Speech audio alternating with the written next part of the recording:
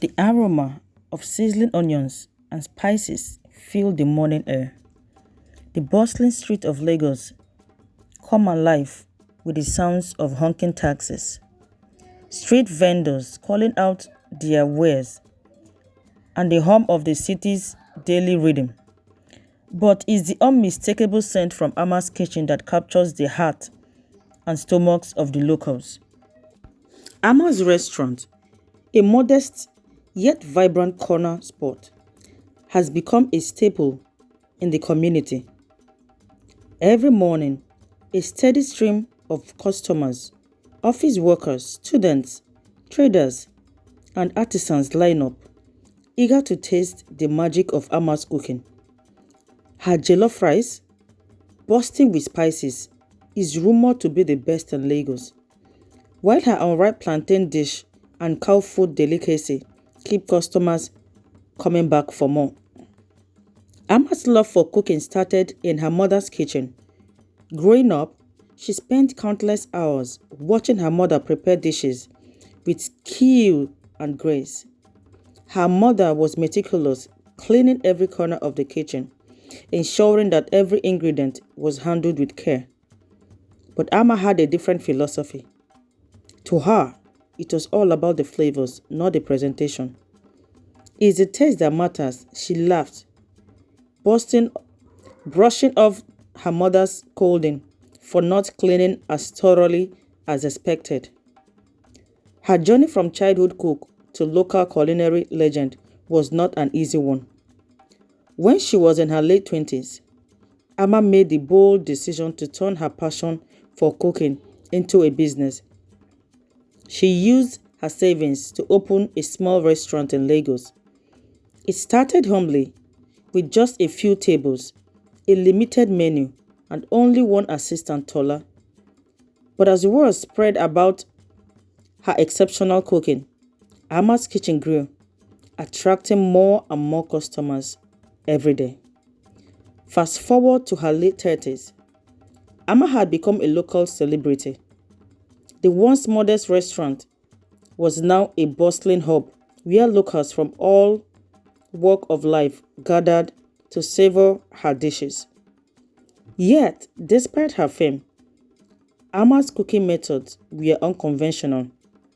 She prided herself on her speed, often sacrificing cleanliness in the kitchen. Pots blackened with soot, spilled ingredients, and flies buzzing around the counters. These were all part of Ama's kitchen environment. As her popularity grew, so did her disregard for cleanliness. She often joked, "The fire will kill the germs," dismissing any complaint about the state of her kitchen. "What they don't know won't kill them," she would mutter when Tola voiced concerns about the unsanitary conditions of the kitchen. Despite the delicious food, Ama's kitchen began to receive an increasing number of complaints.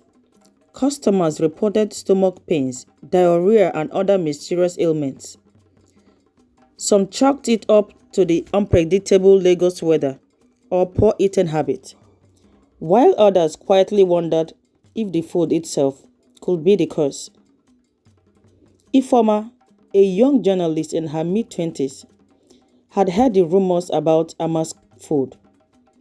Her colleagues and friends praised it, claiming that nothing compared to Ama's jollof rice.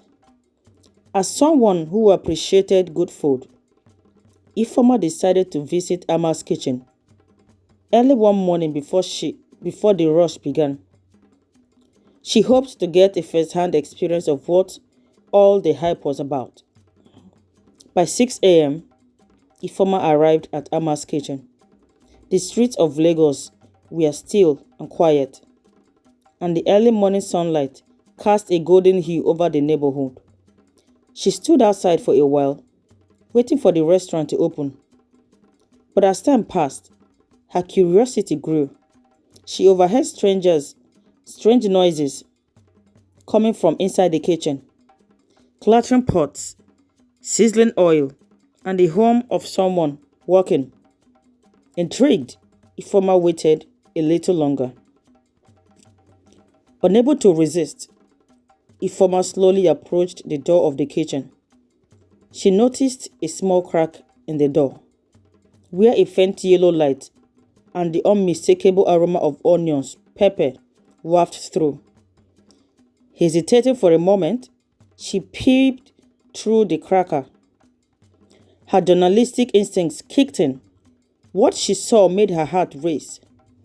Amma was standing over a pot of soup, stirring it with a massive, well-worn spoon. But what caught Ifeoma's attention was the unsanitary nature of Amma's actions. Ifeoma watched in shock as Amma scratched her armpit with the same spoon she was using to stir the soup. Then, in an almost casual manner, Amma reached for a bowl of water that had been used to wash her face earlier, and without hesitation, poured the water into the soup pot, mixing it in. Ifeoma recoiled in horror. She knew she couldn't stay silent any longer. She backed away from the door, her heart pounding in her chest. As Ifeoma walked back down the street, her mind raced. She knew she had to expose what she had just witnessed. But the thought of tearing down a beloved local business weighed down heavily on her. Amma is a pillar of this community, she thought. What if they refuse to believe me?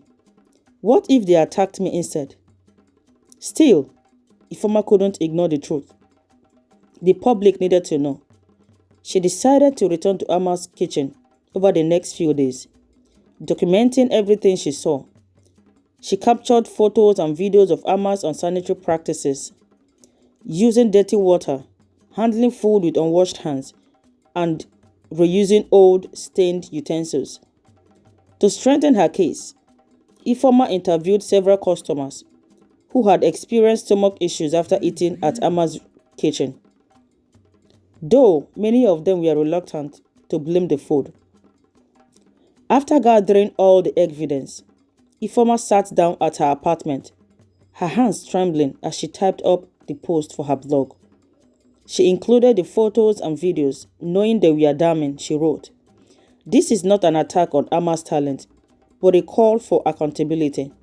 We deserve to enjoy good food without compromising our health. Let's demand better hygiene practices, not just from Amma, but from all restaurants in our community." Ifeoma hesitated before publishing. She knew this would change everything, not just for Amma, but for the entire community. After a deep breath, she hit the publish button. By midday, Ifeoma's blog post was the talk of the town. The community was in shock as the story of Amma's unsanitary kitchen spread like wildfire. Comments poured in, ranging from disbelief to outrage. "I can't believe this. Amma's food is my favorite. How could this be true? No wonder I've been having stomach pains. This is unacceptable." Amma, once the darling of the community, was now at the center of a scandal. The following day, the usually packed restaurant was nearly empty. Loyal customers turned away, some in disbelief, others in disgust. Aside the now quiet restaurant, Amma sat at a table, reading Ifeoma's post. Her heart sank with every word. She had seen the photos and videos. It was all true. Her assistant, Tola, approached nervously. "Madam, there are people outside. They are saying things," she said, glancing towards the growing crowd outside. Amma waved her off, her voice heavy with defeat. "What will I say? They have already made up their minds." But as the noise outside grew louder, Amma realized she has two choices: deny everything and hope the storm passed, or take responsibility for her actions.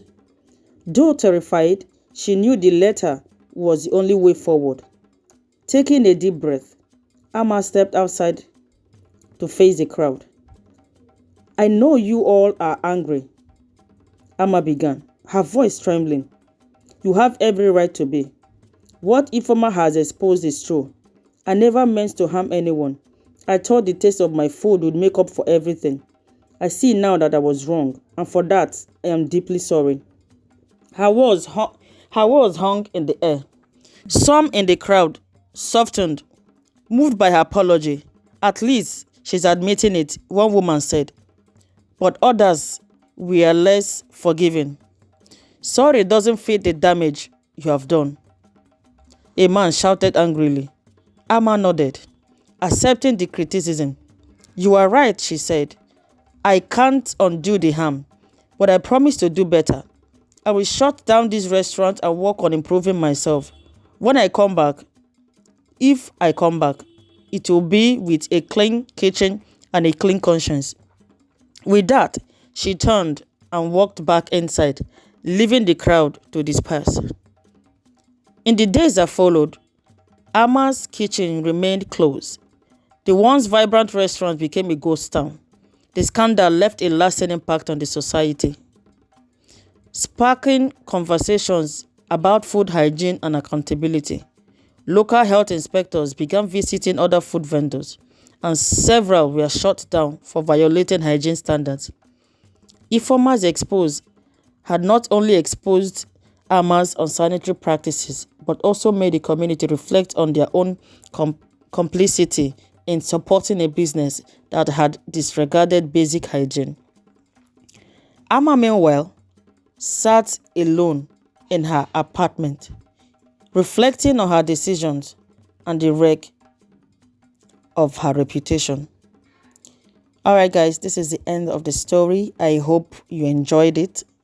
Please don't forget to subscribe, turn on your post notification buttons so that you'll be notified every time I post interesting stories like this.